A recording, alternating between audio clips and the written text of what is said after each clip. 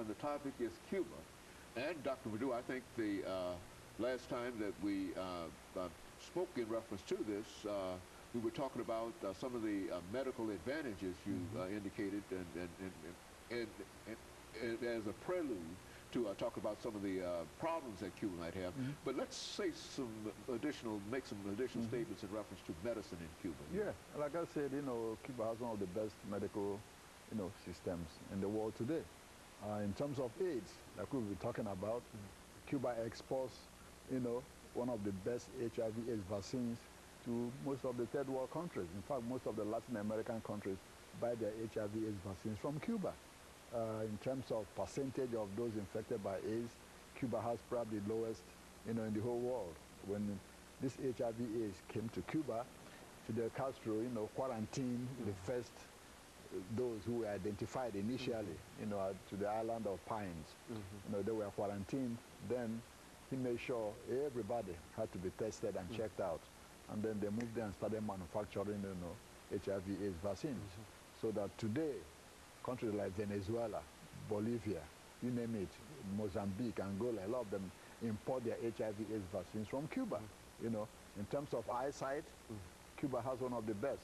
As we speak, right now, there are thousands of people from a lot of South American countries sitting in Havana waiting for their eyesight to be corrected. Some, glaucoma and all this. Yes, Cuba has one of the best. So in terms of medicine, they have, achieved a very, very, very big feat in that country. We don't hear much about it. Not at all. Yeah. No, we don't hear anything about it, as a matter of fact. When President Carter went to Cuba, he was amazed when he went to the Biotechnology Institute to see what they are doing. So in terms of healthcare system, the Cuban Revolution has accomplished a lot. Their educational facilities, probably one of the best in South America. Education is free in Cuba, from elementary to university. So they have probably the highest literacy rate in the Western Hemisphere, even higher than ours here. Yeah, about 99%. That's extraordinary. Yeah, about 99.9% literacy rate in Cuba.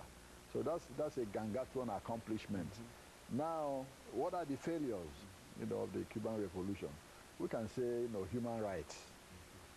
In countries, that dictatorships like Cuba is, people don't have the rights to say what they want to say.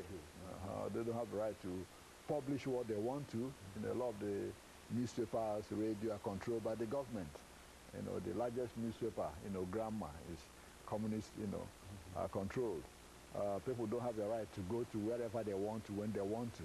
You can just say, well, I'm going to the airport, Havana Airport, I'm going to the United States. No, you can just, the government won't allow you to do that. They want to make sure where you're going to and give you a pass to go and come back, So some of those things are the human rights situation. Jobs, you can just get up, say, well, I want to go and change my job. I got to be working at TSU, no more at Fisk.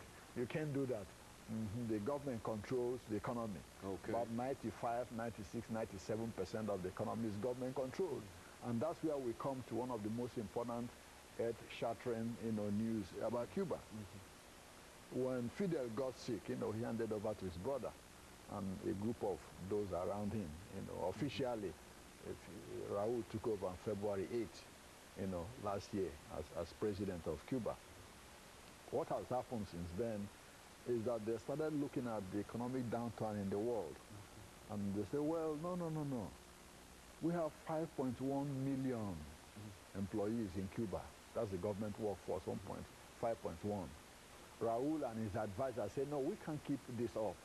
There are a lot of people just sitting, eating, not doing anything, but we are paying them. Part of the government payroll. Yeah, the government payroll. This is too much. If we have to survive here, we got to make some dramatic changes. So he announced that 1 million government workers would be laid off. That's 20% of the work. Exactly about that, and 10% of them will be laid off from now until March 11th next year. They've started already. 500,000 will be laid off from now till March next year. So what they want to do is lay off about this 1 million within a year, and then, have them find jobs in the private sector. So to accomplish that, some of the areas that the government had been controlling. Okay. They are relaxing now. You can start your own barber shop. You can start your own barbecue shop. You can start your own, car garages. You can start your own business in your home, all that. Not to absorb these people. Those workers that have been laid off. That's correct, because those people who have been laid off are complaining, say, where are we going to get a job from? So they are trying to now create those kind of, private enterprises so that these people can be able to find, jobs in the private sectors. And of course, the dangers, when you start having private sector jobs, people start getting a lot of money, trouble starts. And that's why the government has always, most communist governments, reluctant, for people to have their own individual basis, so they don't accumulate money to start, they can do a lot with that money that they accumulate in business. Exactly, start challenging that undermines the government itself. That's correct, to undermine the government. Exactly, so that's the fear. So that's what they want to do, is slowly to see how it works out. If people are going to be comfortable working in the private sector after so many years of sitting, with government pay. The doctors, some of the doctors are paid less than the janitor, But now Raul says, no, we got to start paying people according to their work and their productivity. No more just, because you are a driver, truck driver, we pay you more than a nurse in the hospital. We can't do that anymore. We get to pay people according to their qualification. So we can have the best people stay in Cuba and work, which is not a bad idea. But it's yet to be seen. I know, though this new, changes going on in Cuba is attracting a lot of attention. Some people have said, well, Fidel Castro is against it, But, if he was against it, his brother wouldn't have done it anyway. Even though he's sick, like he's been in the hospital, he's no more in charge, he's not the president. But he's still the chairman of the Communist Party of Cuba. And has that influence. Yeah, and since he's the chairman of the Communist Party of Cuba, he's still the person in charge. Because you can't be president or anything in Cuba if you're not a member of the Communist Party, which he is the chairman. Okay, so even though his brother is the president, he can still remove. Well, now we're talking about what about over the last couple of minutes? What about the United States' relationship with Cuba? I think do we see any improvements in that? Since President Obama came to office, he has done some things to relax, some of those. Now Americans can go and visit, their relatives, in Cuba, and you have a lot of Cubans living in Miami or some of these places who we are not allowed to even go there. Now they can, and the other Americans are allowed to go to Cuba now. They allow more people to send money to Cuba, which, before there was a very big, obstacle to doing that. So more money going to Cuba now, more people visiting Cuba now, So that's the little openings that Obama has done.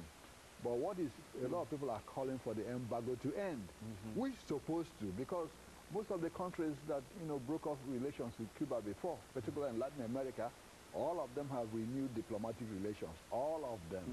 And so we still refuse to trade with Cuba, is that what? That's correct, we are still refusing. Even though the rest of the world appears to be trading with Cuba. Exactly, we refuse to trade with them.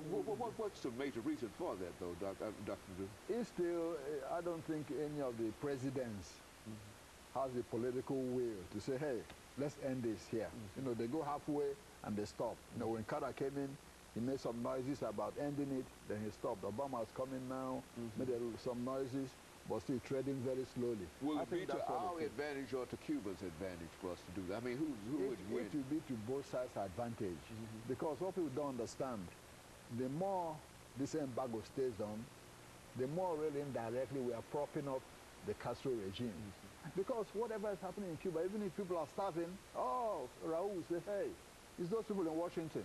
That's why you don't have food, because of this embargo. We can't import anything. Yeah, so if we had allowed, trade to continue, I doubt if the Castro and his brother would be in power today, because people have been seeing a lot and agitating. But since we just closed the island off, every problem there is Americans. Every problem is Americans. That's why we have such bad reputation. Exactly. If there's no cars running in Cuba, it's America, even though we are not responsible. Yeah, if somebody doesn't have a house, oh, it's Americans. That's why we don't have cement to build house. You know, all those complaints. Yeah, so they're using that embargo to keep power And of course, Dr. indirectly. Perdue, we have to stop, as you know, at this particular point. But I certainly thank you. And let me encourage our audience to tune in again next week for another informative edition of Comments. Thank you and good morning.